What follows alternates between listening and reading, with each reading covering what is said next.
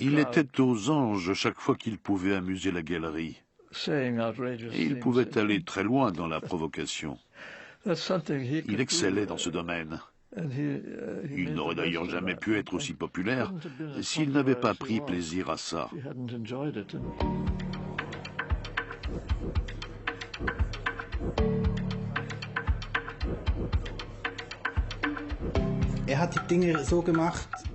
Il a fait ce qu'on aurait attendu de toute sa génération.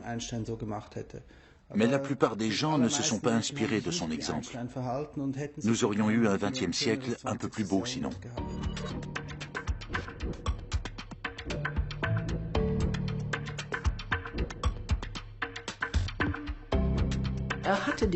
Einstein était considéré comme une référence.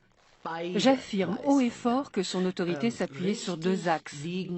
Être dans la vérité de l'espace et du temps, un sacré morceau, et être dans la vérité dans son temps.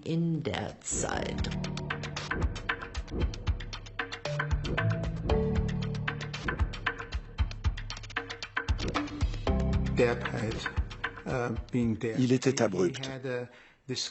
Il avait cette manière d'être assez brusque.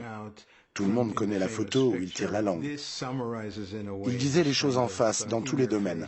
Il était très direct, en physique, en politique et dans sa vie privée aussi.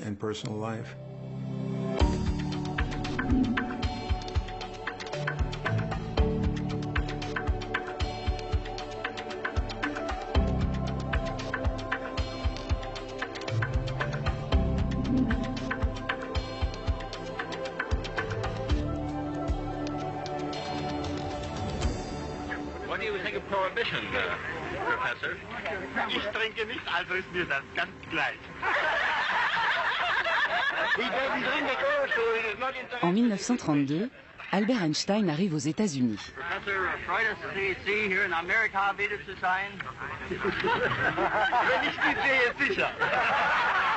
On garde de lui l'image de cet homme aimable, spirituel et plein de charme.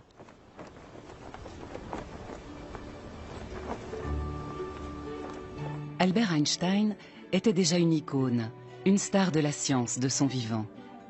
De longues années après sa mort, des documents inédits sur sa vie mettent en lumière ses échecs et sa dimension humaine. L'homme a incarné la grandeur et la tragédie du XXe siècle mieux qu'aucun de ses contemporains.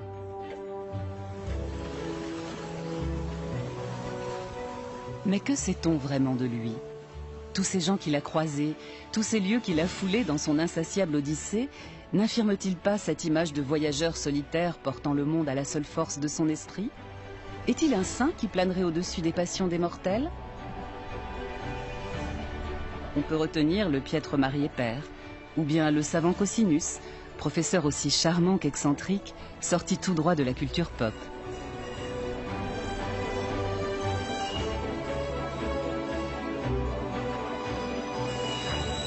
Légendes et rumeurs escortent la destinée d'un génie que chacun croit connaître et que personne ne comprend vraiment.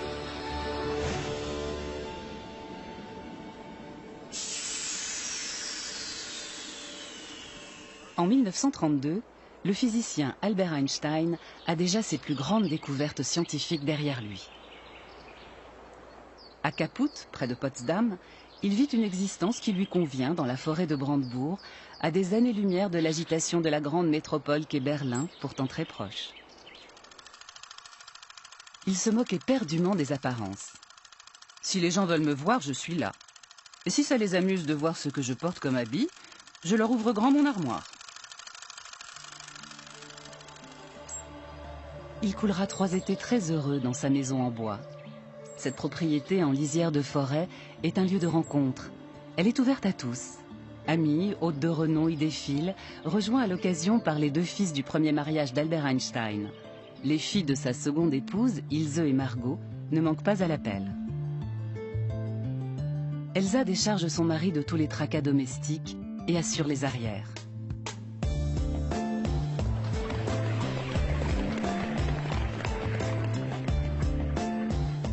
Pour ses 50 ans, la ville de Berlin s'était engagée à fournir à son plus illustre citoyen une résidence d'été sur un grand lac de la Havel. Les plans de la maison ne sont pas encore dessinés, que de violentes polémiques éclatent déjà à ce sujet. Albert Einstein décide alors de faire construire la maison à ses frais. Elle deviendra son havre de paix. Erika Britzke accueille ici les biographes d'Albert Einstein et autres visiteurs venus du monde entier. Il était à Berlin depuis 1914. Il connaissait déjà les nombreux lacs du fleuve Havel. À partir du moment où il s'est installé ici, il a aimé cet endroit par-dessus tout. L'Académie des sciences de Prusse l'avait gratifié de conditions de travail très généreuses. Il travaillait à la maison, et les grosses têtes les plus célèbres se déplaçaient jusqu'ici pour venir le voir, si bien que Kaput est devenu un endroit vraiment à part.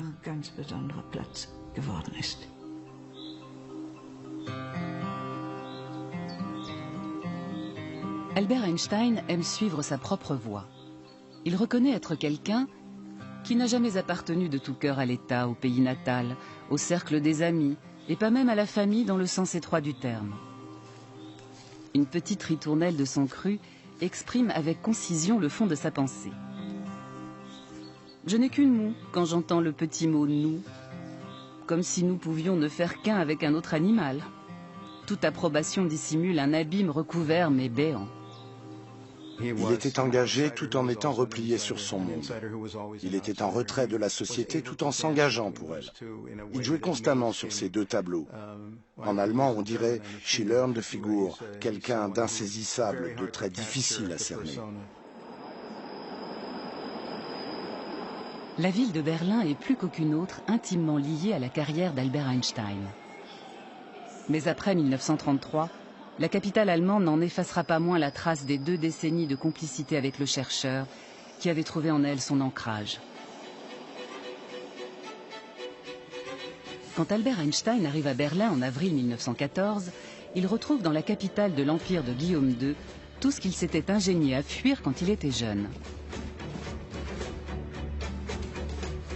Le lieu est cependant sur mesure pour les physiciens de son envergure.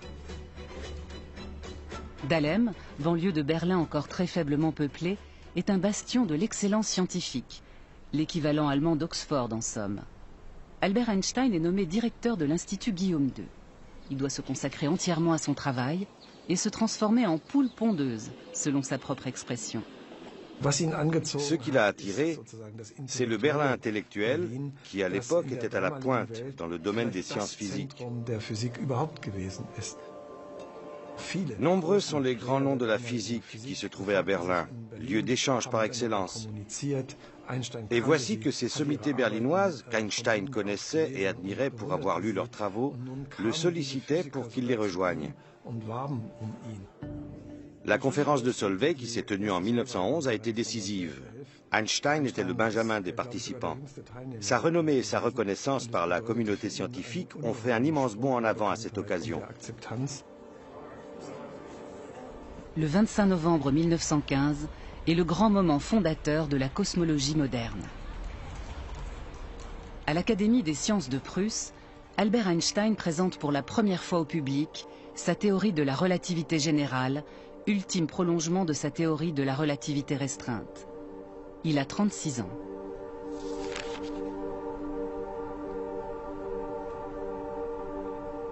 Quatre pages de formules énigmatiques qui transforment radicalement la perception du monde et restent valables aujourd'hui. Mais de prime abord, ses collègues montrent peu d'enthousiasme. L'approche mathématique était inhabituelle, très complexe. Les applications de cette théorie étaient a priori très peu nombreuses. En fait, il n'y en avait qu'une qu'Einstein pouvait non seulement prédire, mais aussi vérifier. Il s'agissait de la légère déviation de l'orbite de Mercure. À ce sujet, il a dit « Ce qui m'a fait le plus plaisir, c'est de constater que ma théorie concordait avec le déplacement du périhélie de Mercure. » Beaucoup de gens très sérieux l'ont pris pour un illuminé. C'est le signe que vous êtes un vrai rebelle, quand les gens de la vieille école ne vous comprennent absolument pas et pensent que vous êtes fou.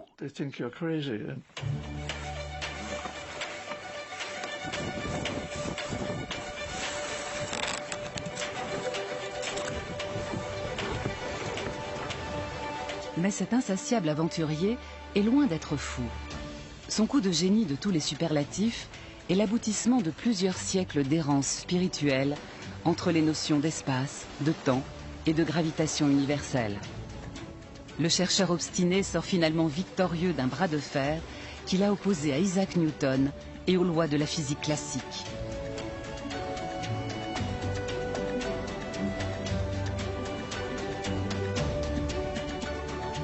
À côté de ses 10 ans de recherche ardue sur la relativité générale, ses travaux sur la relativité restreinte auront été un jeu d'enfant, comme le confiera plus tard Albert Einstein.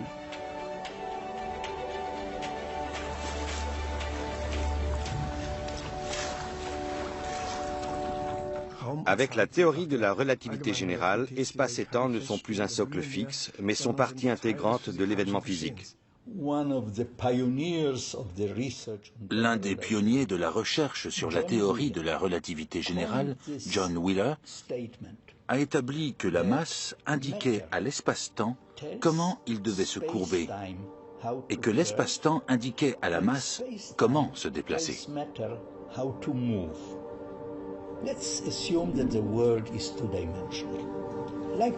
Imaginons un monde bidimensionnel comme le trampoline et plaçons un gros ballon censé représenter le soleil sur ce trampoline.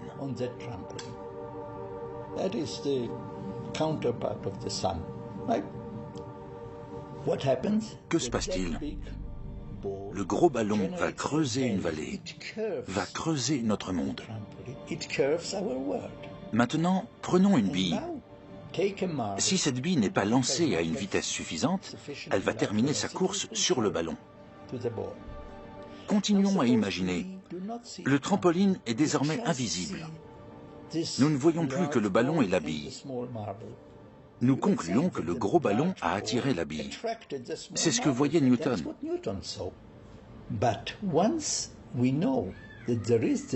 Seulement, connaissant la présence du trampoline et aussi son incurvation, nous pouvons conclure qu'aucune force ne s'exerce entre les deux. C'est la nature de l'espace qui est responsable de leur entrée en contact.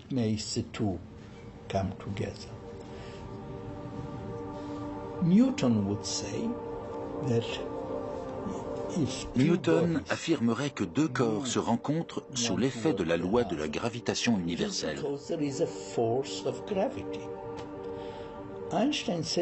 Einstein dit, mais non, il n'y a pas de force qui s'exprime entre les deux corps. Le mouvement résulte de la forme de l'espace qui est incurvé.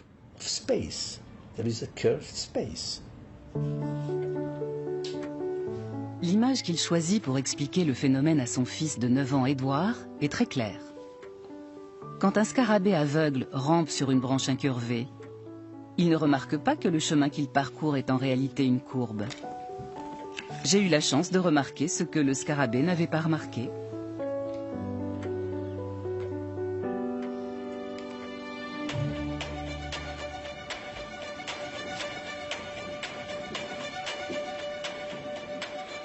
À l'origine de la théorie de la relativité générale, il y a une petite expérience de pensée qu'Albert Einstein qualifiera d'idée la plus lumineuse de sa vie. Lumière, électricité, mobilité. Même Albert Einstein est fasciné par les avancées techniques de son époque. En 1905, cet ascenseur était déjà en service au-dessus du lac des Quatre Cantons à Lucerne. Peut-être une source d'inspiration pour lui. Toujours est-il qu'Albert Einstein imagine 3 scénarios. Tout d'abord, la cabine est posée sur la Terre.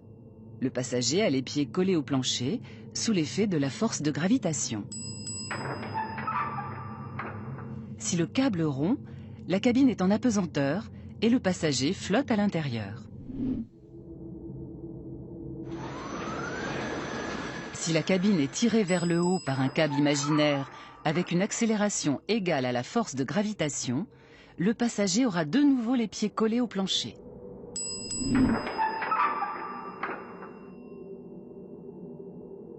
Le cahier de Zurich, dans lequel Albert Einstein griffonne ses idées, atteste du cheminement ardu qui a été le sien pour creuser, interpréter et généraliser l'étroite relation entre accélération et force gravitationnelle. Le nom de Grossman, son collaborateur, revient ici. Là, il réfléchit. Chaque fois que Grossman intervient, c'est beaucoup plus lisible. Et on y comprend enfin quelque chose.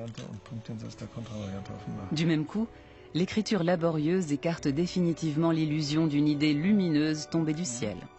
En réalité, le chemin vers la connaissance a été tortueux, semé d'embûches et de pistes qui ne menaient à rien.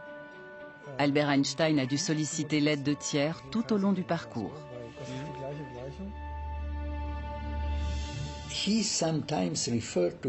Il lui arrivait souvent de se complaire dans une image de voyageur solitaire. Mais quand on regarde sa méthode de plus près, sa façon d'exercer son activité scientifique, on se rend compte qu'il n'était pas du tout isolé dans son coin. Il avait une abondante correspondance avec ses collègues qui étaient aussi des amis. Il partageait avec eux ses joies et ses frustrations. Albert Einstein n'aurait jamais eu le succès qu'il a eu s'il avait toujours fait bande à part. Il a sans aucun doute fait preuve d'une originalité rarement égalée, mais il a eu du soutien, c'est indéniable. Ce qui reste de plus remarquable dans l'œuvre d'Einstein, c'est la théorie de la relativité générale. Quelqu'un d'autre aurait pu trouver la théorie restreinte à sa place. Mais la théorie de la relativité générale aurait très bien pu ne jamais être découverte sans lui. C'était tellement inédit, tellement différent de tout le reste en science. Il est vraiment allé au fond des choses. C'est en ce point qu'il est semblable à Newton. Il ne s'est pas contenté de découvrir une nouvelle théorie, il a découvert un nouveau langage. On peut évoquer un vrai joyau mathématique qui ne ressemblait à rien de déjà vu. Pour les astrophysiciens d'aujourd'hui, Albert Einstein n'est autre qu'un nouveau Copernic, un Kepler, un Galilée de l'univers. En 1924, depuis l'observatoire du Mont Wilson, on aperçoit pour la première fois de nouvelles galaxies situées au-delà de notre Voie lactée. 5 ans plus tard, l'astronome américain Edwin Hubble recueille les premières informations sur le fait que l'univers est en expansion. Plus notre regard se porte loin, et plus nous nous plongeons dans le passé, jusqu'aux origines de l'univers. Albert Einstein a ouvert les portes d'un nouvel univers qui n'est ni éternel ni statique, mais dynamique et évolutif. Ce n'est que longtemps après sa mort que le bien fondé de la théorie de la relativité générale sera reconnu.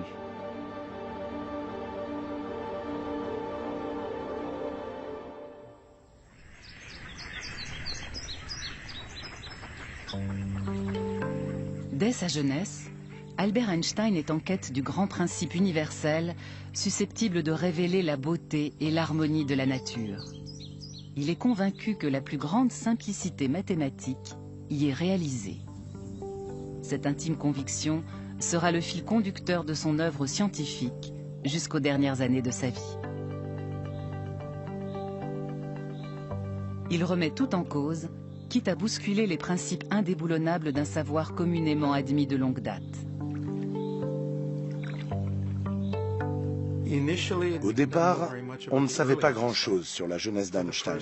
Les 30 premières années de sa vie étaient une zone d'ombre. C'est un pas important qui a été franchi en se rendant en Suisse pour en savoir plus sur cette période de sa vie.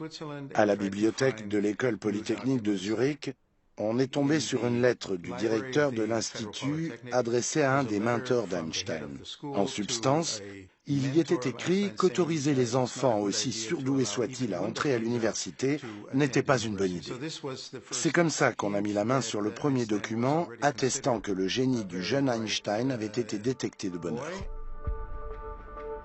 Pourtant, rien de tel ne transparaissait à sa naissance.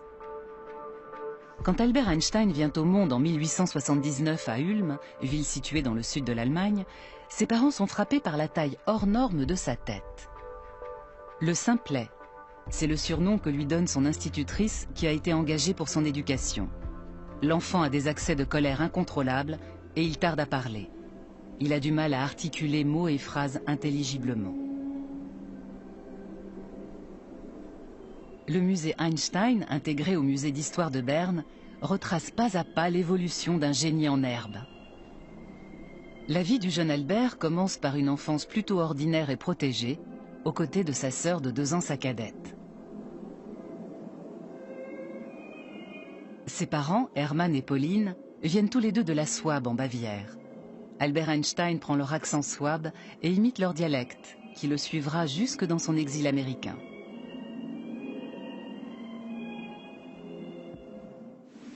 Son père vient de Buchau, sur le lac Feder.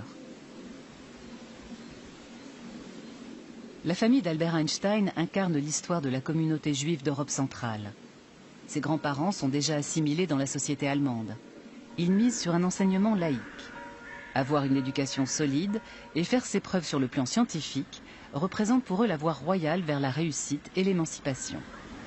Einstein et l'Allemagne, cela symbolise toute l'ambivalence, la puissance, la passion et l'horreur des relations entre les Juifs et l'Allemagne.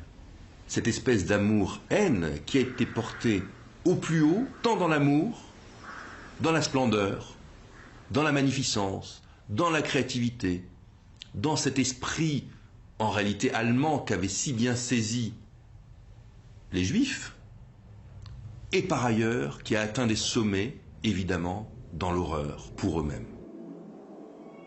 Albert est un enfant éveillé et curieux. Stimulé par son oncle et son père, qui ont une petite entreprise d'appareillage électrique, il se passionne pour les sciences en général et les mathématiques en particulier. Il dévore tous les ouvrages sur les soulèvements populaires qui lui tombent sous la main et cultive dès son plus jeune âge une haine farouche de la force militaire. Il est allé à l'école du Second Reich et très tôt, il va détester l'autorité, et l'autorité telle qu'elle est pratiquée en Allemagne. Et il y a cette chose tout à fait exceptionnelle, qu'à l'âge de 16 ans, Einstein va refuser et va rejeter sa nationalité allemande, va rendre son passeport pour être apatride, à la fin du XIXe siècle. Mais il a cette opposition, une forme de haine de ce qu'est en train de devenir l'Allemagne, de cet autoritarisme qui tient en germe l'Allemagne du 1914. À 16 ans, avoir cette capacité de dire « je rends mon passeport » alors que les siens ont mis tant d'années à l'acquérir. Ses parents étaient partis s'installer à Pavie, en Italie. Albert avait laissé tomber le lycée pour les accompagner, à leur grand regret. Ensuite, il a décrété qu'il allait passer le concours d'entrée à l'école polytechnique de Zurich. Il est parti, mais s'est fait recaler à l'examen. Il était très sûr de lui, mais ça ne suffisait pas pour intégrer cette école sans diplôme d'études secondaires. Voilà comment il est arrivé à Aarau. Un changement de cadre qui va lui porter chance. Au pays de l'horlogerie, le jeune homme de 16 ans, fasciné par la nature de la lumière, se pose une drôle de question qui va décider de son avenir. Que se passerait-il si j'essayais de rattraper un rayon de lumière et que je finisse par le rattraper ?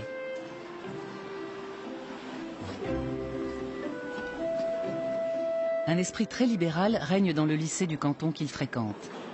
Les enseignants encouragent leurs disciples à penser par eux-mêmes, ce qui fait forte impression sur lui. Les matières scientifiques sont mises à l'honneur dans cet enseignement. Le lien étroit entre l'électromagnétisme et la lumière le rattrape. Le jeune Albert Einstein se retrouve dans son élément grâce à l'expérience acquise au sein de l'entreprise familiale. C'est dans la ville suisse d'Aarau qu'est née la légende d'un Albert Einstein bien piètre élève. Il s'agit en fait d'un malentendu. Peu de temps avant le passage du baccalauréat, le système de notation change. Au lieu du 1, c'est désormais le 6 qui est la meilleure note. Albert Einstein, à qui on a par la suite volontiers prêté une réputation de cancre, obtient en fait les meilleurs résultats de son année. La seule copie d'examen qui laisse à désirer est sa rédaction en français, qui porte sur ses projets d'avenir. Le devoir est truffé de fautes de grammaire et d'orthographe. Si j'ai la chance de réussir aux examens, j'irai à l'école polytechnique à Zurich. J'irai à la Polytechnique à Zurich. À l'école polytechnique. Albert Einstein se voit déjà professeur de physique théorique dans cet établissement. Une fonction en accord avec ses goûts personnels et son manque d'esprit pratique. Et ensuite, vous donnez votre version. D'accord? Qui aurait commencé?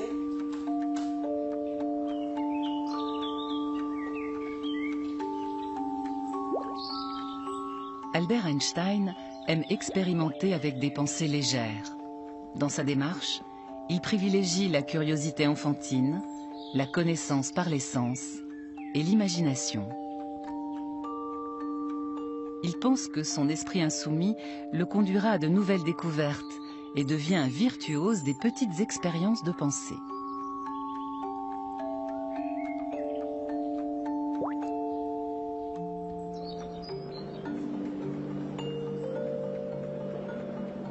Les professeurs de l'école polytechnique ont affaire à un étudiant frondeur pour qui l'autorité inepte est l'ennemi numéro 1 de la vérité. En outre, c'est une forte tête. L'université ne propose pas de cours magistral sur la nouvelle théorie de la lumière. Qu'à cela ne tienne, Albert travaille seul à la maison, dans sa bulle. Il étudie en particulier l'électrodynamique de Maxwell ou les travaux très avant-gardistes d'Ernst Mach. Albert Einstein rencontre son grand amour sur les bancs de l'université. Comme toutes les villes de cette époque, Zurich était une ville en pleine mutation, très fière de sa modernité et de ses deux établissements d'enseignement supérieur, l'école polytechnique et l'université. C'est aussi à Zurich qu'on trouvait beaucoup d'étudiantes russes. Les Suissesses n'étaient pas encore acceptées à l'université, mais les étrangères, oui. Là, il fait la connaissance de Mileva Marić, qui est la seule femme à suivre les mêmes cours que lui. Cette Serbe d'origine austro-hongroise qui étudie la physique lui plaît énormément. Et ils tombent tous les deux amoureux l'un de l'autre. À la lecture des lettres qu'il lui a adressées, on se rend compte qu'il ressent un amour profond et sincère pour elle. Mileva était plus mûre que lui. Elle avait 3 ans de plus et elle lui a donné la confiance en lui-même qu'il n'avait pas forcément au départ. Ils sont tous les deux physiciens. Ils empruntent des ouvrages à la bibliothèque et prennent un plaisir fou à découvrir la physique ensemble. Mais en même temps, ils font des excursions, partent en balade en bateau sur le lac de Zurich et calfeutrent leur univers avec l'amour et la physique.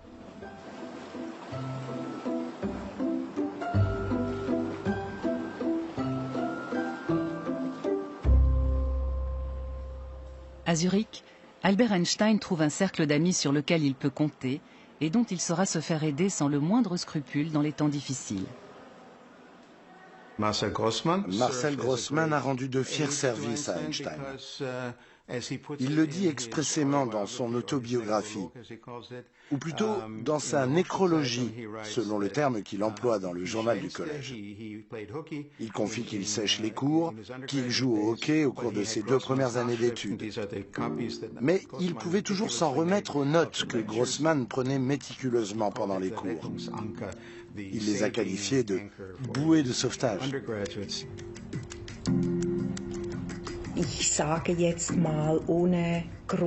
Je serais tentée de le formuler ainsi. Disons que sans Grossman, il n'y aurait jamais eu d'Einstein. Grossman était vraiment un étudiant modèle à côté d'Einstein, qui était, lui, très épris de liberté et toujours un peu décalé. Il négligeait les travaux pratiques et avait même écopé d'un avertissement pour manque d'assiduité aux cours.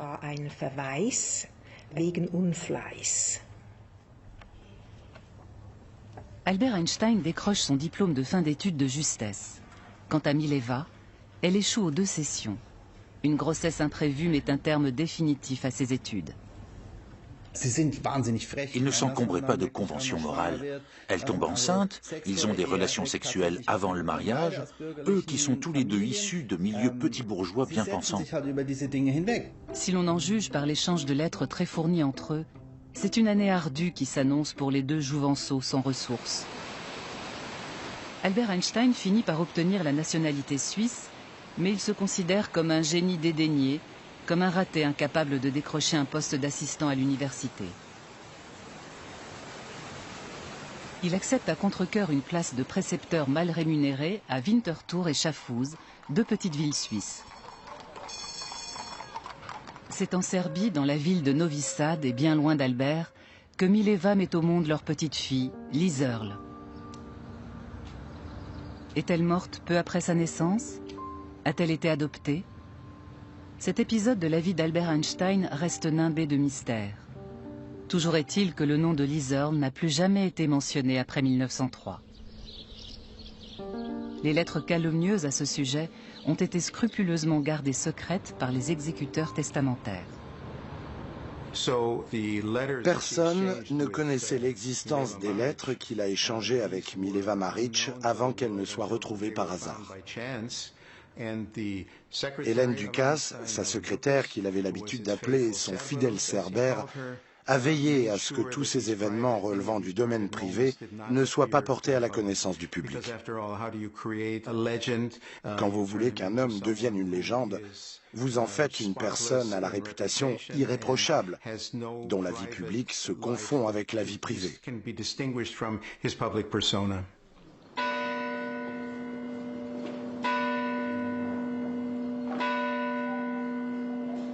Une lueur d'espoir semble enfin poindre à l'horizon.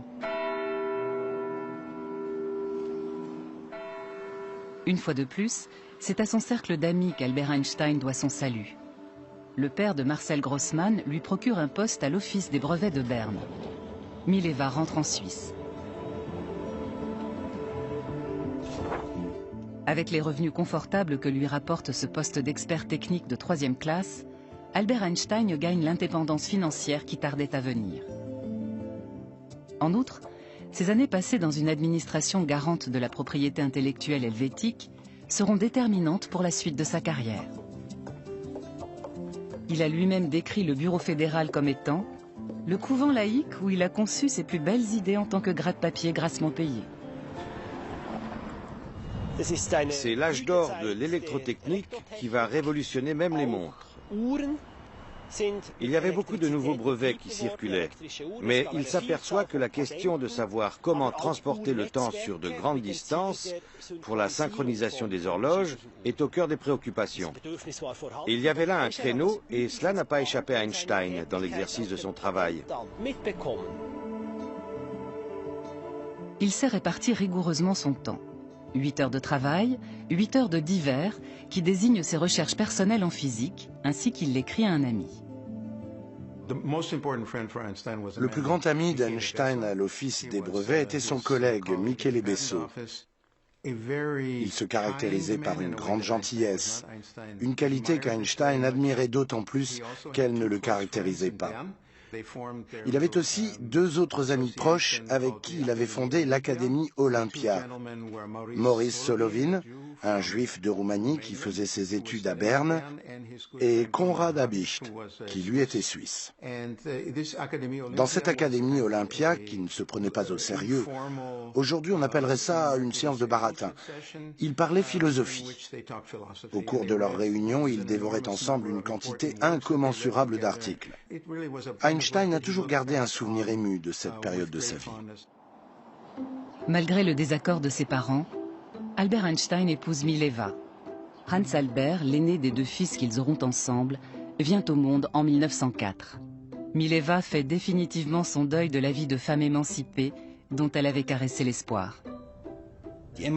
L'émancipation des femmes n'était pas la priorité d'Einstein. En se mariant, le couple est devenu très conventionnel. Mileva et Einstein se sont conformés au modèle familial petit bourgeois.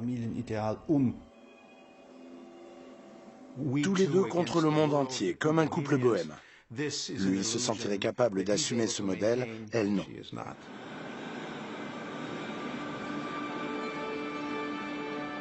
Au 49 de la rue Kramgasse à Berne, les conversations se poursuivent tard dans la nuit. C'est là qu'Einstein débute l'année 1905, qui restera comme une année prodigieuse. Un vrai feu d'artifice d'idées géniales qui restera dans les annales.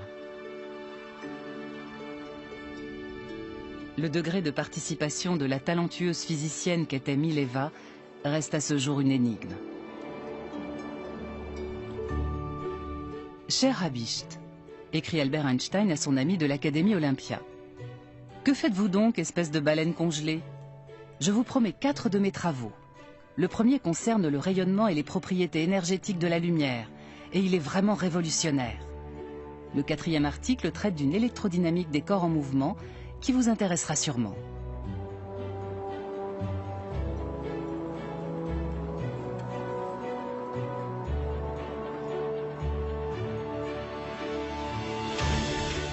Le premier manuscrit sur la nature quantique de la lumière lui vaudra le prix Nobel tant espéré au début des années 1920. 2 autres articles traitent des atomes et des molécules, les éléments fondamentaux de la nature.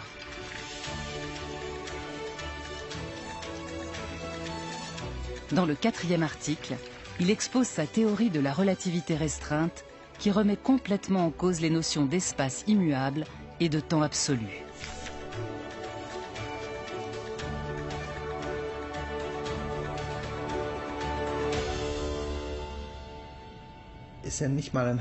En 6 mois, même pas, il écrit tous ces articles qu'il envoie l'un après l'autre à Berlin où ils sont publiés. Et ces articles changent notre perception du monde.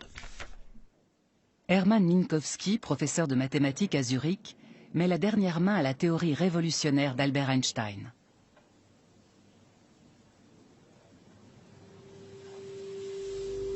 Dorénavant, l'espace et le temps ne peuvent plus être traités indépendamment.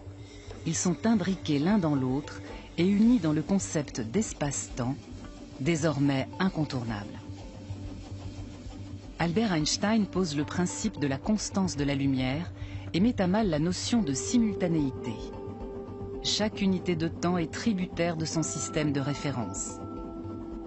Quand je suis dans un train en mouvement, mon temps n'est pas le même que celui d'un homme debout sur le quai.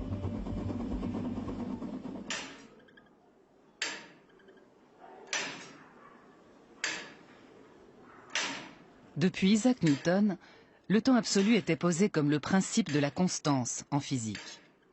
Pour les contemporains d'Albert Einstein, il est difficile d'admettre les théories révolutionnaires du physicien de génie, car sur Terre, les effets de la relativité sont bien trop faibles pour être perçus par nos sens.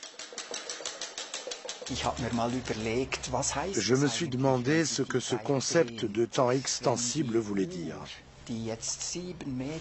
Qu'est-ce que ça donnerait si cette horloge, qui est suspendue à 7 mètres au-dessus du sol, était en contact avec la Terre?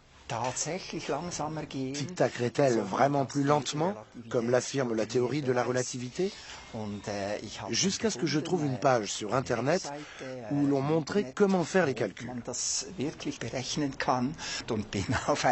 Je suis effectivement arrivé au résultat suivant. L'horloge à 7 mètres au-dessus du sol avance de 2,1 secondes tous les 100 millions d'années.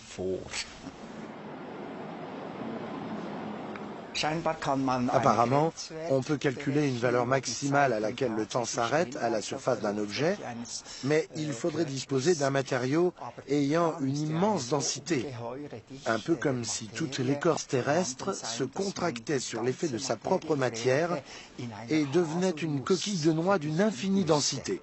C'est le principe du trou noir. Après l'année prodigieuse, la carrière d'Albert Einstein décolle. Il est nommé professeur à Prague, puis à Zurich, avant d'être invité à rejoindre la communauté scientifique berlinoise. Une vie itinérante qui a raison du couple Einstein. À l'un les honneurs, à l'autre les cartons, écrit Mileva à une amie serbe de Novi Sad. Il a inventé 2 théories de la relativité. C'est l'un des fondateurs de la physique quantique. Mais quand on s'intéresse à lui de plus près, on est de plus en plus fasciné par la personnalité de l'homme. On pourrait le comparer à un cristal dans lequel se reflètent de nombreuses facettes du XXe siècle, y compris en marge de la physique.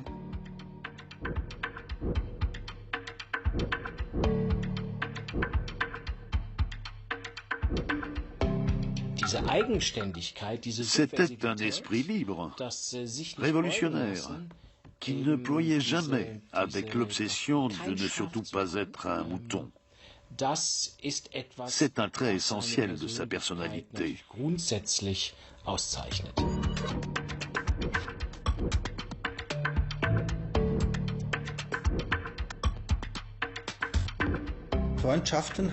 Il a entretenu de grandes amitiés masculines toute sa vie.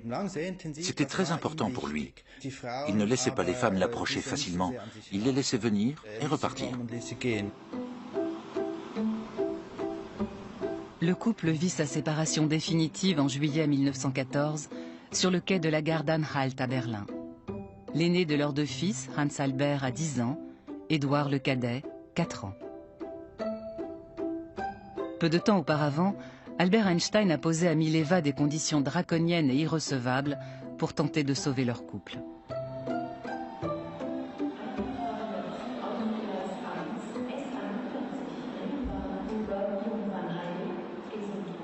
Le dernier combat a été livré, écrit-il à sa cousine Elsa Löwenthal, qui est sa maîtresse depuis 2 ans. Hier, ma femme est partie avec mes 2 fils. J'étais sur le quai et je les ai embrassés une dernière fois. J'ai pleuré comme un enfant. J'avoue que je me sens légèrement abattue. C'est une épreuve qui ressemble un peu à la mort.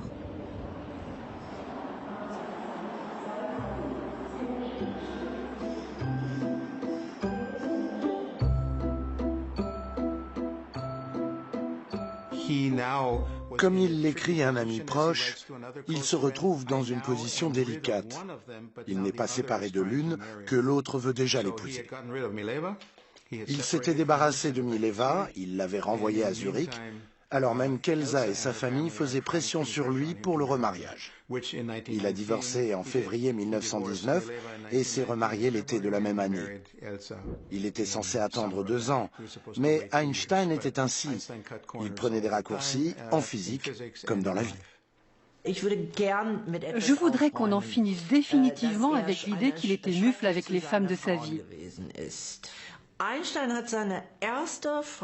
Einstein a épousé sa première femme contre la volonté de ses parents. C'était un mariage d'amour sans concession. Ils étaient tous les deux amoureux. Mileva était très dépressive et il a essayé de s'en accommoder jusqu'au jour où il n'y est plus arrivé. Il l'a donc laissé tomber. Ensuite, quand il a été très malade, Elsa s'est occupée de lui. Mais il n'avait rien en commun avec Elsa. Elsa était une petite bourgeoise, en fait. Bien sûr, il a eu des aventures, mais il a raté ses 2 mariages, chacun pour des raisons différentes. Je trouve tout cela très triste, mais je ne vois aucune raison de l'accabler pour ça.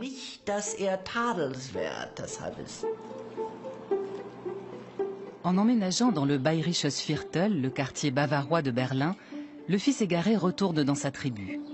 Sa cousine Elsa sait ce qui l'attend aux côtés d'Einstein. Avoir un rang à tenir dans la société, mais aussi partager la vie d'un mari qui n'hésite pas à remettre en cause l'institution du mariage et ne dédaigne pas les conquêtes féminines.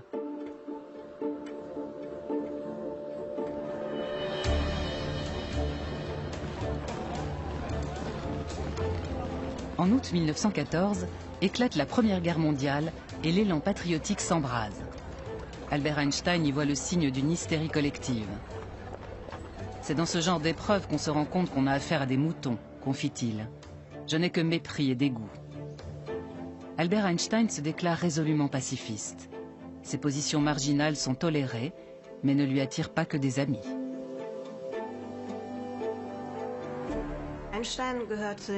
Einstein ne se reconnaît pas dans l'engouement pour la guerre que la grande majorité de ses collègues à Berlin partagent. Ses collègues en physique et scientifiques en général, des artistes, ont massivement signé le manifeste des 93 en 1914. Ce manifeste justifie le nationalisme et le militarisme et récuse les accusations d'exaction. Einstein n'a pas voulu signer. Il fait même partie de ceux qui étaient farouchement contre. Il appartient à la toute petite minorité qui a signé un contre-appel. C'est très intéressant de consulter ce qu'il a écrit au milieu de la Première Guerre mondiale. Dans son manifeste qu'il a appelé Meine Meinung über den Krieg, il expose son ressenti sur la guerre sans détour. Et il n'y va pas avec le dos de la cuillère. Il dit que la guerre repose sur les instincts bestiaux des hommes, qui les poussent à soumettre les autres. Il y a même un petit clin d'œil à Freud quand il parle d'hommes désireux de démontrer leur puissance sexuelle, exactement comme le Gaukel, le coq, qui cherche à asseoir sa suprématie sur les autres. La guerre est à l'origine de l'engagement politique d'Albert Einstein. Elle le pousse à sortir de l'ombre pour défendre ses idées. C'est à Berlin qu'il connaît un regain de religiosité, lui pour qui le judaïsme était resté cantonné à une brève période de son enfance. Malgré son rejet de tout nationalisme, il s'engage pour la cause sioniste. L'antisémitisme croissant et le destin des Juifs d'Europe de l'Est qui, fuyant les pogroms, ont massivement échoué à Berlin, sont les catalyseurs de sa décision.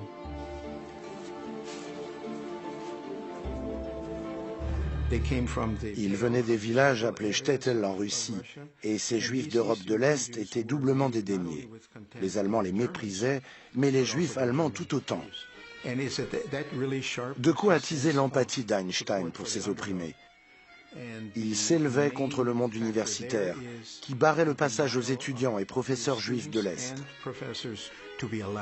Il y a là la clé de voûte de son engagement pour la construction de l'Université hébraïque de Jérusalem, dont il a défendu le projet dès la première heure.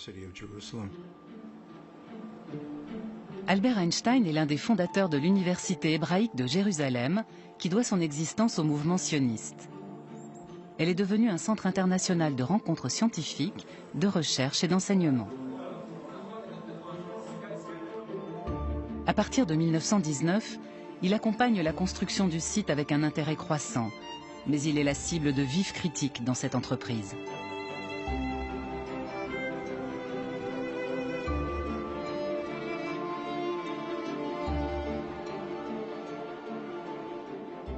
C'est l'un des premiers à défendre l'idée d'une patrie protégée avec ses traditions. En revanche, il est opposé à la création d'un État juif. Il pense que la présence juive en Palestine ne survivra qu'à condition de parvenir à une cohabitation et à des accords honnêtes avec les Arabes. Sinon, nous n'aurons strictement rien appris pendant nos 2000 années de souffrance.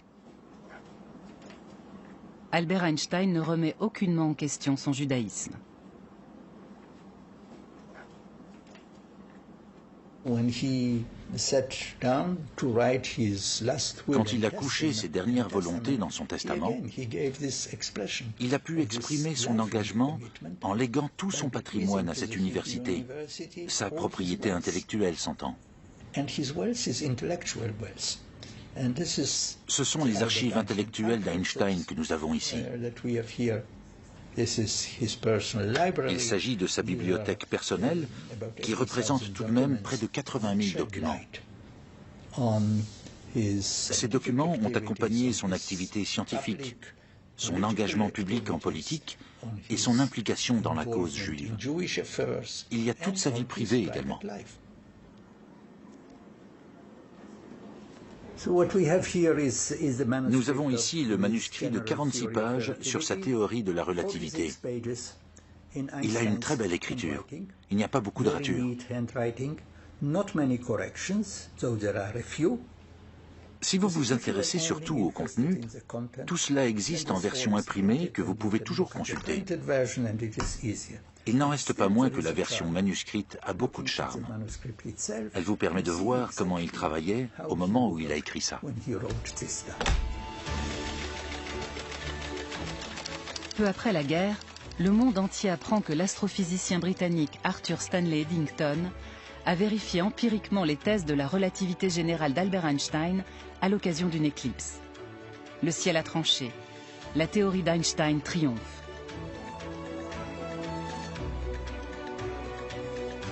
Dans une lettre qu'il adresse à Max Planck, son mentor de longue date, Albert Einstein écrit que c'est une bénédiction pour lui d'avoir pu vivre ce moment. L'événement sera d'ailleurs déterminant dans la vie du physicien.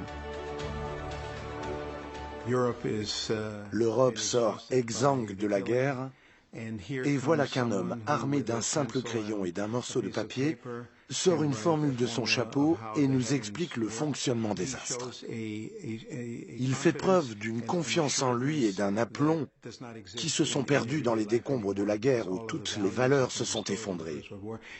Arrive cet homme qui lit dans les pensées de Dieu et nous explique comment l'univers fonctionne.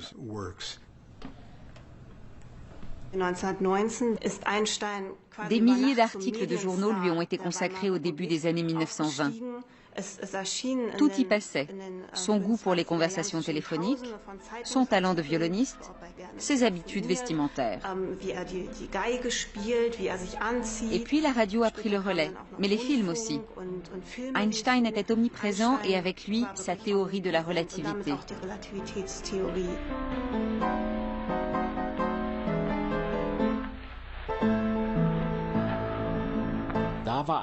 Einstein s'est hissé du statut de physicien ordinaire à celui de phénomène, de génie du millénaire qui a complètement bouleversé tous les repères.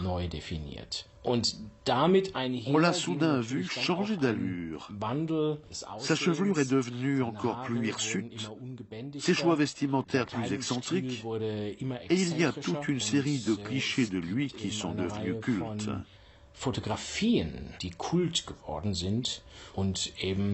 Ils mettent en avant un homme qui ne tient pas son rang et fait figure de personnage underground. Cette image d'Einstein a fini par s'imposer. Elle a fait le tour du monde.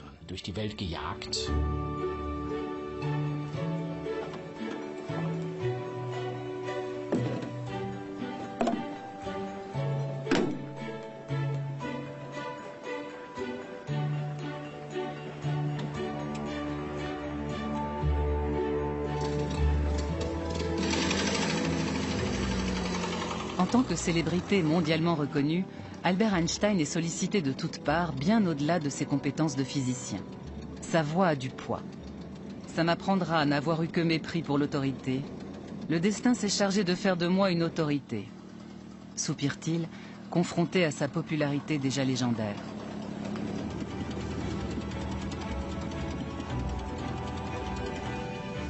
Dans le Berlin des années 1920, le scientifique à l'allure débraillée devient la coqueluche des médias qui n'en sont encore qu'à leurs prémices. Les femmes sont très attirées par lui. D'un côté, il s'amuse de ce grand tohu-bohu autour de sa personne. Il n'y a désormais plus un homme de la rue qui ne débatte de la véracité de la théorie de la relativité. Mais d'un autre côté, il n'est pas insensible à l'accueil que lui réserve l'élite de la société. Ses apparitions publiques sont mises en scène comme des spectacles. Pour lui, c'est certainement la force d'attraction du mystère qui fascine à ce point les gens.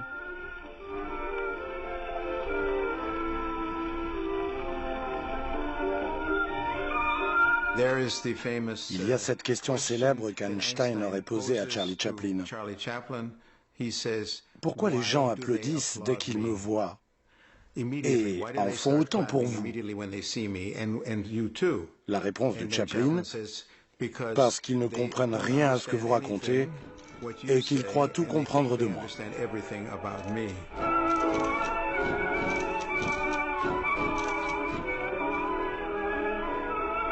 La défaite a fait des miracles, écrit Albert Einstein à sa mère Pauline après la défaite de l'Allemagne à l'issue de la Grande Guerre. En démocrate et socialiste convaincu, il croit fermement à un nouveau départ.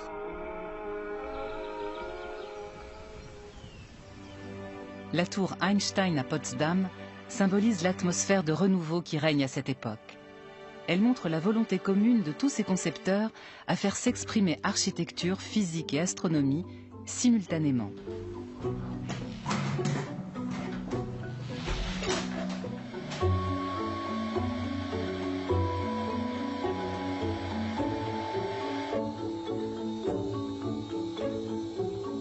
L'Observatoire astrophysique de Potsdam continue à remplir sa mission première.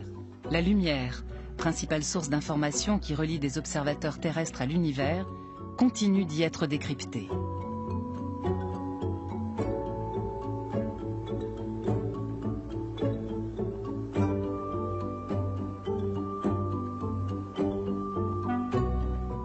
Mais le monolithe expressionniste, un clin d'œil au nom d'Einstein qui en allemand veut dire une pierre, et aux lignes courbes inhérentes à sa théorie, a une autre mission, plaider en faveur d'une technique et d'une science dont les acquis et les enseignements profitent à l'humanité.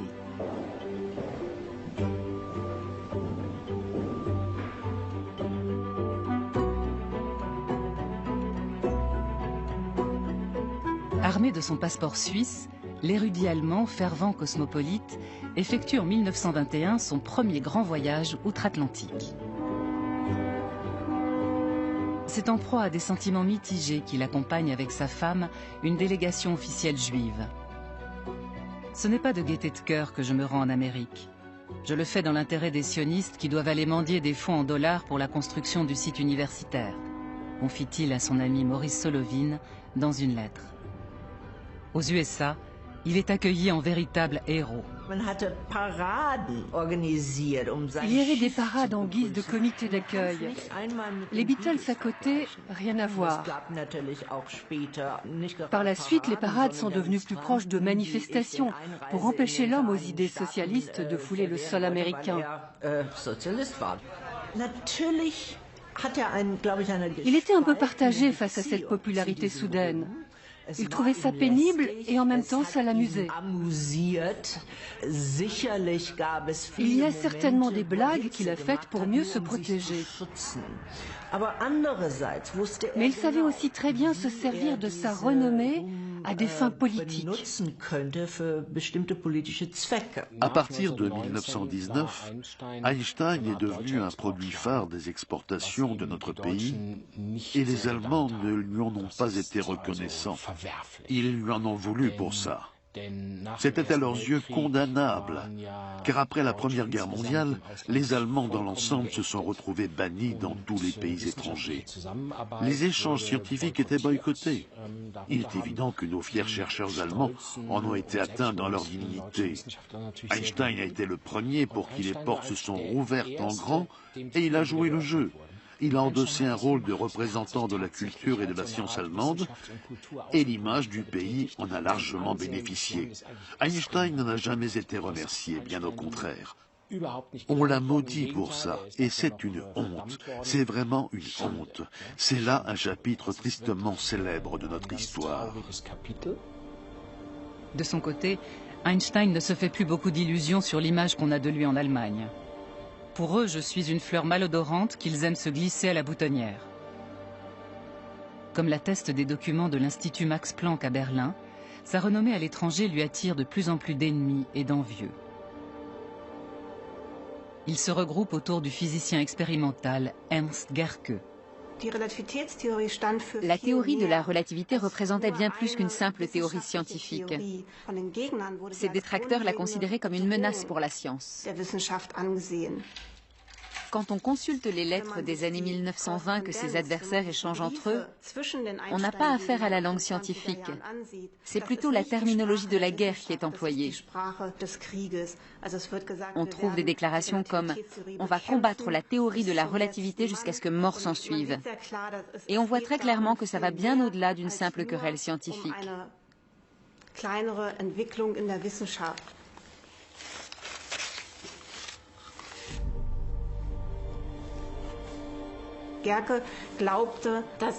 Ernst Gerke pensait que la théorie de la relativité était un emballement médiatique monté de toutes pièces par la presse. C'est pour le démontrer qu'il a collectionné des milliers d'articles de journaux comme autant de preuves que le succès de la théorie de la relativité reposait entièrement sur une construction et sur la couverture médiatique d'Einstein.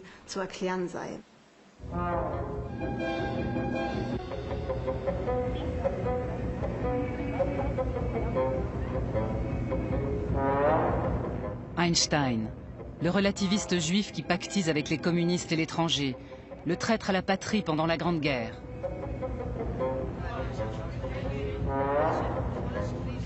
C'est un mélange explosif de nationalistes et de revanchards nostalgiques qui se concocte derrière la jeune démocratie de la République de Weimar et qui rend les Juifs responsables de la défaite.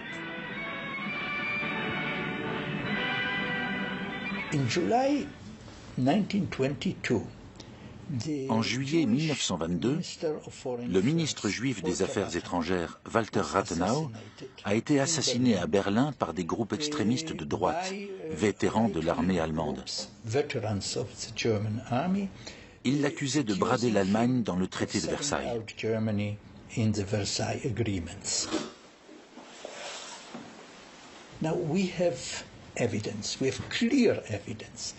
Nous avons aujourd'hui la preuve irréfutable qu'Einstein était sur la liste des hommes à abattre. Et il s'est trouvé des gens pour lui conseiller de quitter l'Allemagne pendant un certain temps. Il est allé au Japon, fêté comme un héros pendant 43 jours. Il s'est adressé à une foule de 10 000 étudiants, un moment à marquer d'une pierre blanche. C'est aussi très intéressant du point de vue de l'histoire de la relativité, car c'est au Japon qu'il a révélé pour la première fois les circonstances dans lesquelles il avait imaginé sa théorie et quelles en étaient les grandes lignes.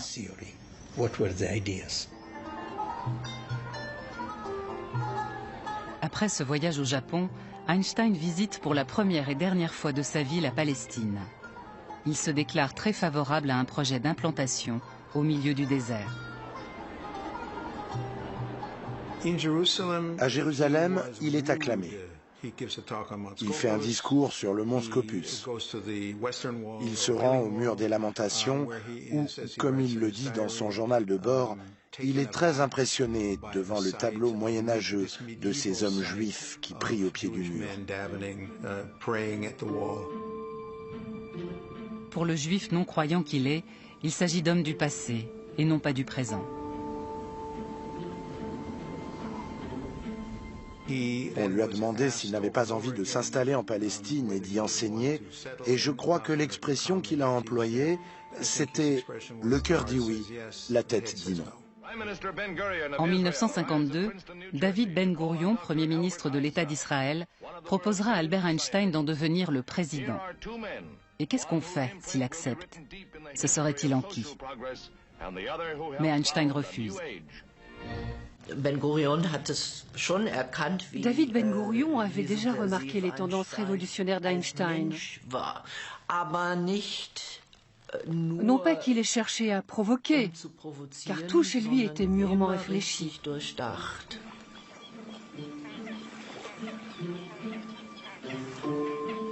Albert Einstein sait pertinemment qu'il ne serait pas à sa place en tant que représentant d'un État ou d'un parti politique. La flexibilité, l'opportunisme et la diplomatie n'ont jamais été son fort.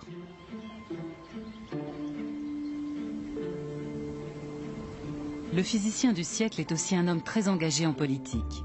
Il rédige des lettres à tour de bras, signe des pléiades de résolutions et s'insurge avec la sincérité sans concession qu'on lui a toujours connue.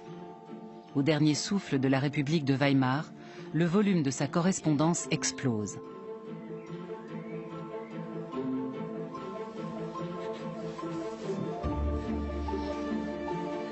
Dans une lettre adressée à l'artiste Käthe Kollwitz, il critique les procès intentés par Staline aux élites intellectuelles de son pays.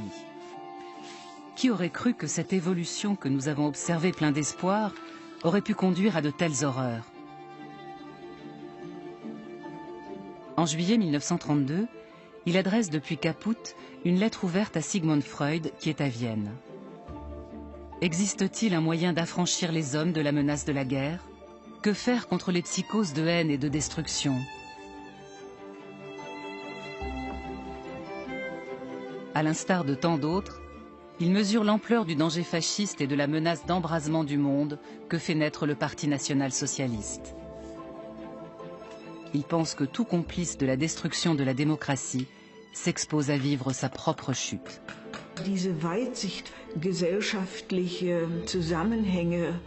Cette clairvoyance, cette justesse dans l'analyse des maillons de la société, c'est très étonnant chez un homme qui passe pour être distrait.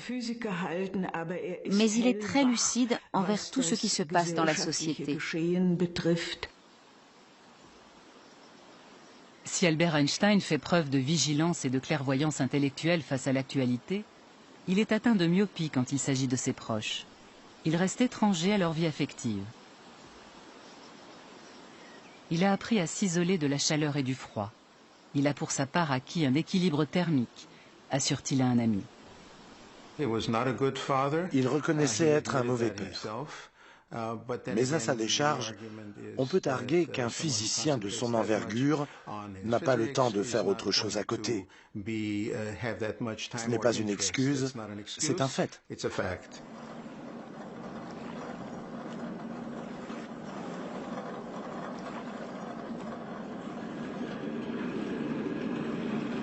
Pendant 3 ans, Kaput est le centre du monde pour Albert Einstein.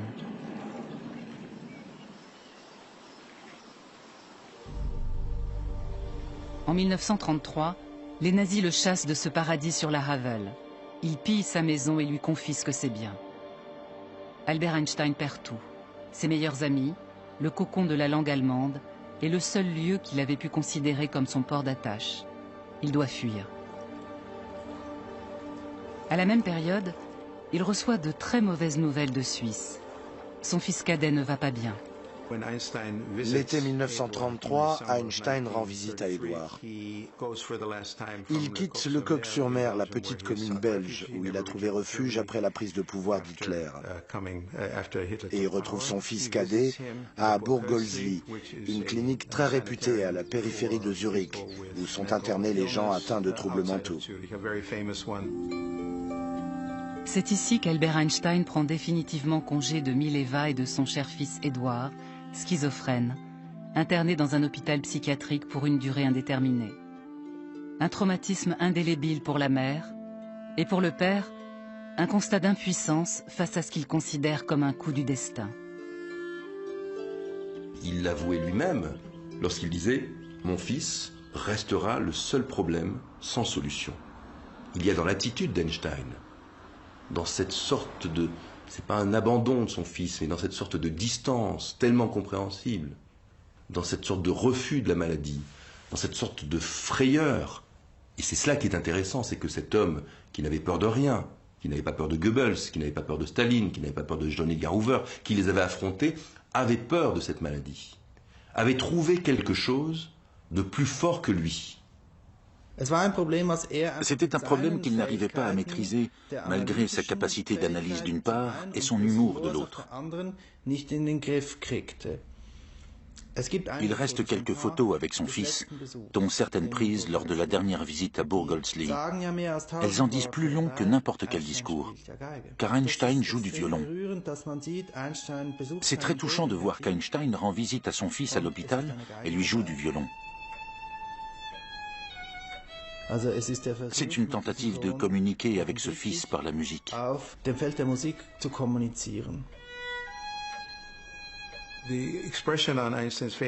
Plus encore que la tristesse de savoir qu'il ne reverra probablement plus son fils, on lit sur les traits d'Einstein les sentiments ambivalents qu'il a toujours éprouvés envers sa première famille et le remords de ne pas avoir vu grandir ses enfants.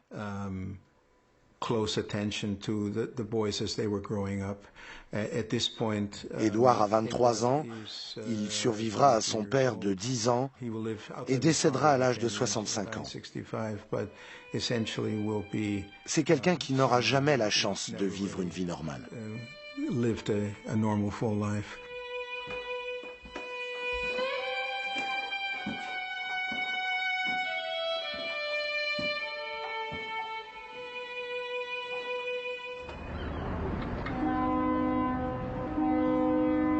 4 mois plus tard, les Einstein voguent avec leur secrétaire Hélène Ducasse vers de nouveaux rivages.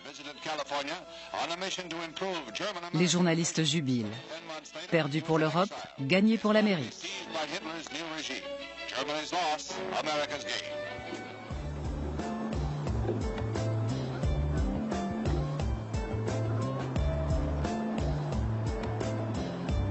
Albert Einstein arrive dans la petite ville universitaire de Princeton, près de New York, où il finira ses jours. Il aura jusqu'au bout du mal à se faire à la mentalité et à la langue américaine. Le déraciné qu'il est ne parvient pas à s'enraciner dans ce nouveau monde. C'est très bizarre d'être aussi connu et de se retrouver aussi seul. Mais il est clair que face à la popularité qui est la mienne, les autres sont sur la défensive, et cela conduit à l'isolement.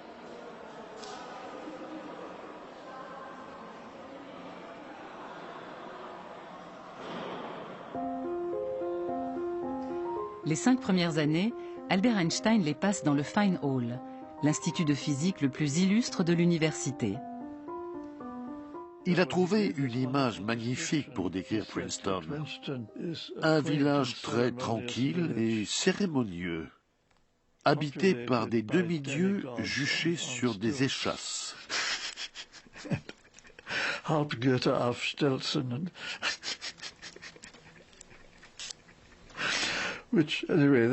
C'était son ressenti sur cet endroit, et il n'avait pas tout à fait tort, il faut dire. C'est un petit village assez prétentieux, où les gens ont une haute opinion d'eux-mêmes. Et c'est encore vrai aujourd'hui. Le seul élément nouveau, c'est la mixité, car il y a des étudiantes maintenant. Ça a fait évoluer la ville.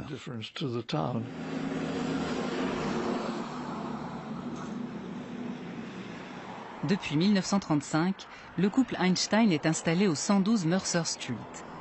Alarmé par les événements en Allemagne, il s'improvise agent de l'immigration et œuvre sans répit pour aider les Juifs et les opposants au régime nazi à s'exiler en Amérique.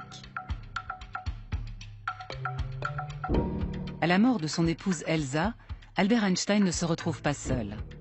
Sa belle-fille Margot et sa sœur Maya emménagent sous son toit. Et tout autour de lui gravite un gynécée dont il est, comme à son habitude, l'épicentre.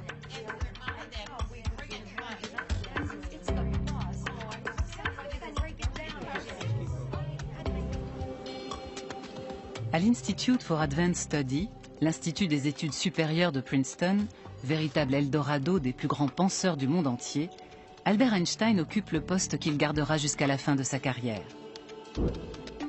Peu de temps après son arrivée aux USA, le libre penseur est accueilli par le directeur en ces termes: « Vous êtes ici le bienvenu, mais faites-vous discret, votre salut en dépend. »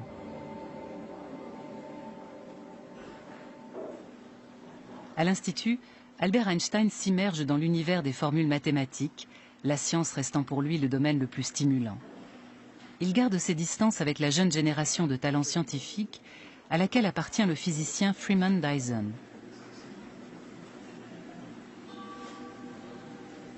Puis-je la voir de plus près? Elle est très jolie, je l'ai depuis 40 ans.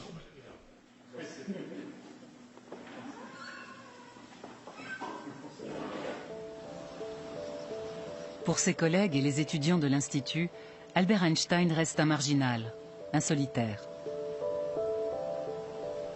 Il y avait deux endroits qui étaient nos lieux d'échange, la cantine et la salle de séminaire. Et Einstein restait à l'écart des deux. Il ne venait pas plus déjeuner qu'il ne se rendait au séminaire. Il était tout à la dénotion de son problème qu'il appelait la théorie des champs unifiés, et qui était l'unification entre le champ gravitationnel et l'électromagnétisme, alors que la physique prenait à ce moment-là une toute autre voie.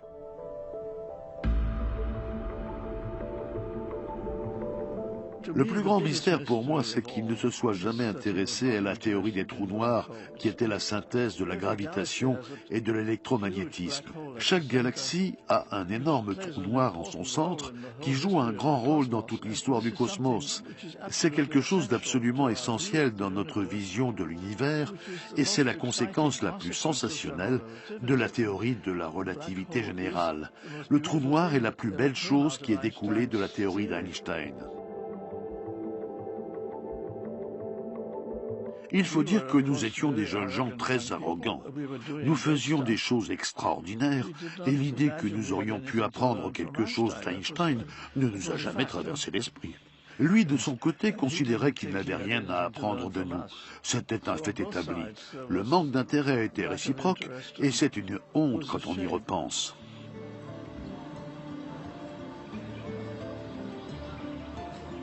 À plusieurs reprises, l'icône de la science moderne déclare: « Les autres me prennent pour un vieux cinglé, mais je suis intimement convaincu que la physique va dévier de son cours actuel. »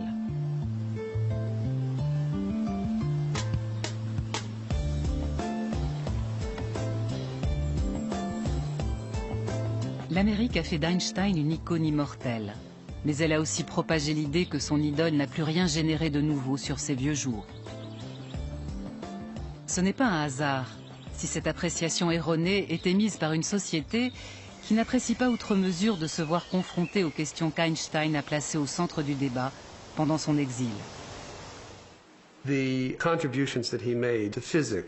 Il avait tellement contribué à la physique et à la science qu'il aurait pu se reposer sur ses lauriers pour le restant de ses jours. Il n'en serait pas moins resté ce grand scientifique dont la légitimité était établie. Mais ce qui est remarquable, c'est qu'il n'a pas voulu en rester là. Après son arrivée aux États-Unis, son travail est devenu plus politique. Il se sentait concerné par la paix. Et c'est devenu un citoyen du monde.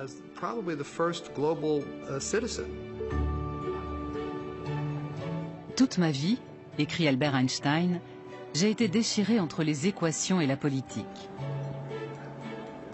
Le spectre de ses activités remplit déjà 14 volumes des Einstein Papers, publiés en 1987 par Princeton University Press.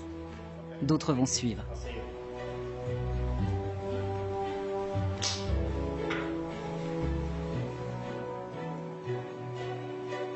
Récemment, tous les documents disponibles sur le physicien des années berlinoises ont été mis en ligne sur Internet. Le travail sur les années aux USA reste encore à faire. Cette mission de titan sera confiée aux bons soins de politologues et de sociologues.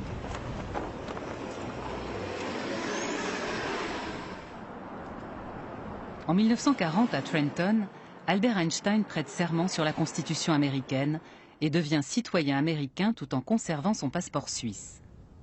Le plus célèbre des réfugiés politiques américains n'en restera pas moins un citoyen qui continue à dire le fond de sa pensée, sans crainte ni concession. Il n'a jamais cessé de se voir comme un rebelle. Cette solidarité qu'il avait vis-à-vis des opprimés était au centre de la légende d'Einstein dans la sphère politique. Dans ce pays, il était horrifié par l'attitude des Blancs envers les Africains, tous ceux qu'on appelait les nègres. Il a manifesté sa solidarité avec eux à maintes reprises. Il a fait des discours dans la Lincoln University, qui est une université fréquentée exclusivement par des Noirs. Il s'était lié d'amitié avec Paul Robeson, qui luttait pour l'égalité des droits civiques.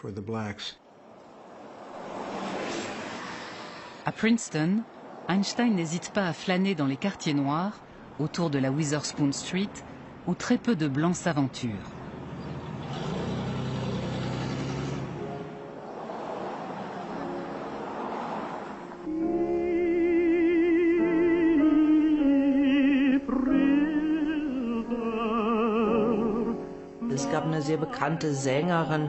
Il y avait une chanteuse très connue, Marian Anderson. Elle a donné un récital à Princeton. Le plus grand hôtel de Princeton n'a pas voulu l'accueillir parce qu'elle était noire.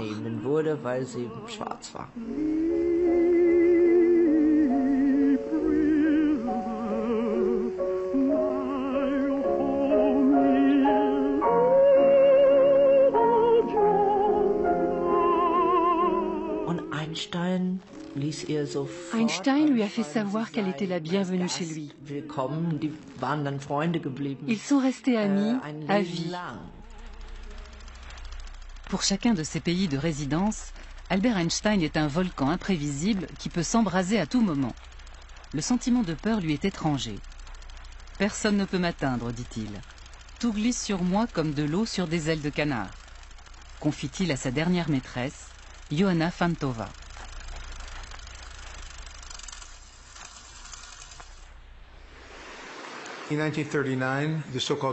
En 1939, ceux qu'on disait appartenir à la mafia hongroise, Leo Szilard, Edward Teller et Eugen Wigner, tous trois physiciens hongrois, avaient appris de différentes sources que les Allemands étaient peut-être en train de travailler sur un projet de bombe atomique.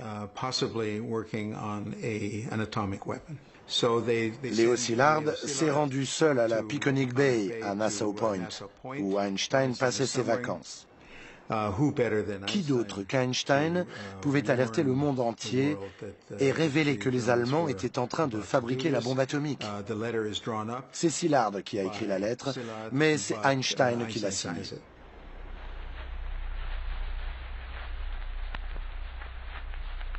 Une lettre lourde de conséquences. le péché originel d'Albert Einstein, qui va faire de lui le père de la bombe atomique. Il considère la lettre où il conseille au président Roosevelt de développer son programme d'armes nucléaires comme la plus grande erreur de sa vie. Devant la menace que fait planer la dictature nazie, il ne voit pourtant pas d'autre issue. Einstein s'est vu dans l'obligation politique de signer cette lettre. Il n'a plus été mêlé au reste de l'entreprise, car il était connu, même aux États-Unis, pour être un libre penseur très critique. Il y a un énorme dossier sur Einstein. Il montre que le FBI était déjà sur les traces de son prétendu passé communiste en Allemagne. Il a été accusé d'avoir fréquenté des groupes pacifistes et bien sûr, le pacifisme dans ce contexte de guerre froide était considéré comme une prise de position pro-soviétique. Du genre, si vous êtes pacifiste, c'est que vous n'êtes pas pour nous. Pour toutes ces raisons, il n'était pas question de mettre Einstein dans le secret. Et l'affirmation qu'il est responsable de la bombe atomique est parfaitement fausse. La masse d'un corps est la mesure de son contenu en énergie. La plus célèbre formule du monde, Albert Einstein l'avait développée en supplément de sa théorie de la relativité restreinte. En 1905, il ne pouvait pas se douter du potentiel de destruction que recélait la fatale équation. Quand cela a donné lieu à la fabrication de la bombe atomique larguée sur le Japon, Einstein a été l'un des premiers à être épouvanté par cette évolution et à vouloir informer sur les dangers de la technologie nucléaire à des fins militaires. Le mouvement de la paix tel que nous le connaissons aujourd'hui et l'opposition à l'armement nucléaire, c'est en partie à Einstein qu'on les doit. Dans une émission télévisée qui fait sensation, Albert Einstein dénonce la folle course à l'armement entre les Russes et les Américains.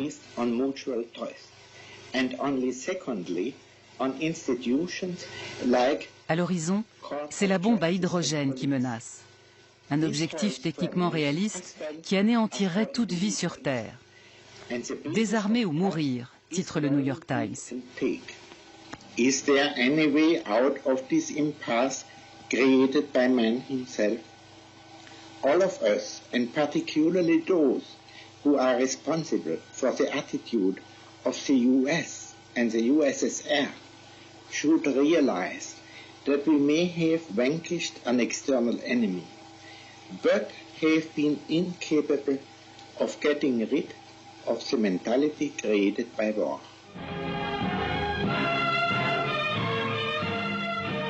Sous la direction d'Edgar Hoover, le FBI amasse un énorme dossier de plus de 1800 pages sur Albert Einstein. McCarthy entame alors une chasse aux sorcières qui vise tous ceux qui sont proches du Parti communiste.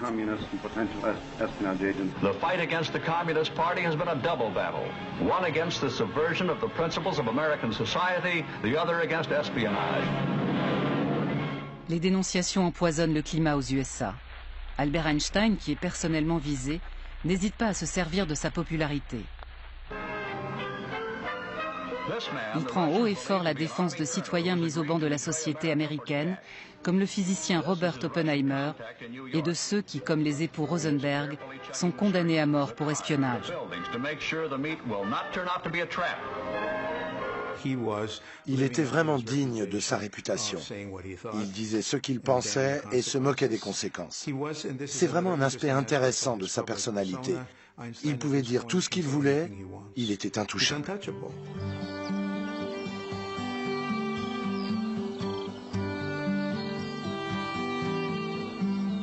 L'homme est comme un vélo.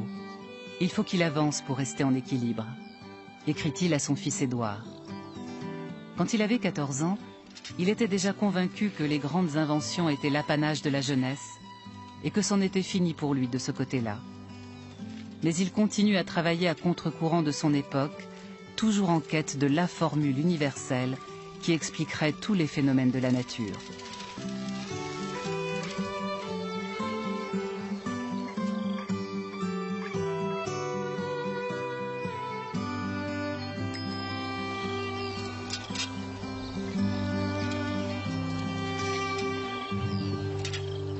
Je crois que la notion de contradiction est centrale pour Einstein. Einstein, c'est ce que démontrent ses grands travaux. Là où d'autres auraient essayé d'aplanir un peu les résultats, lui a soutenu qu'il fallait voir la contradiction. Dans chacun des combats qu'il a menés, que ce soit pour le pacifisme pendant la Première Guerre mondiale, mais pas dans la Deuxième, contre le macartisme, contre le racisme, il a toujours eu raison. Dans son petit manifeste « Pourquoi le socialisme ?», il a écrit « L'anarchie économique de la société capitaliste telle qu'elle existe aujourd'hui est la véritable racine du mal. » Je crois que dans 10 ans ou 15 ans peut-être, on dira là encore « Einstein avait raison ». Il n'a jamais voulu pardonner au pays qu'il a vu naître, ni à la ville de ses plus grands succès et plus amères expériences. Il n'en est pas moins vrai qu'un an avant sa mort, il a eu un geste de réconciliation en direction des jeunes du lycée de Berlin qui porte aujourd'hui son nom. Die Verbundenheit mit Albert Einstein ist an unserem Gymnasium lebendige Tradition. Unsere Abiturienten freuen sich seither mit ihrem Abschlusszeugnis auch eine Kopie dieses Briefes von Albert Einstein an die Schüler zu bekommen. Da drin in diesen Abiturzeugnissen von Albert Einstein. Alles Gute zum Le 18 avril 1955, Albert Einstein décède des suites d'une rupture d'anévrisme. Il s'éteint à l'âge de 76 ans et quitte ce monde sans regret ni effusion. Hélène Ducas, sa future exécutrice testamentaire, consigne fidèlement les événements de ses derniers jours à l'hôpital. Il a refusé une opération en urgence, la jugeant de mauvais goût. Je pars quand je veux, toujours très élégant. Il meurt dans son sommeil à 1h25.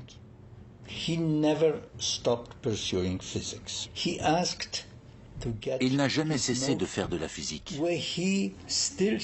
Il a réclamé son carnet et s'est débattu jusqu'au bout avec des équations pour essayer de faire aboutir ses recherches sur la théorie des champs unifiés. C'est la même semaine qu'il a signé le manifeste Einstein-Russell, avec ses vues sur la politique mondiale, la paix et la guerre. Et il a aussi écrit un discours qu'il voulait prononcer à l'occasion du 7e anniversaire de l'indépendance d'Israël. À sa demande, il est incinéré le jour même de sa mort. Ses cendres sont dispersées au large du petit État de Delaware, en Nouvelle-Angleterre. Et que surtout personne ne songe à garder mes ossements comme des reliques. La mort ne veut rien dire, avait écrit Albert Einstein 3 mois avant la fin, en apprenant le décès de son meilleur ami Michele Besso en Suisse. Pour nous, physiciens convaincus, la distinction entre passé, présent et futur n'est qu'une illusion, même si elle a la vie dure.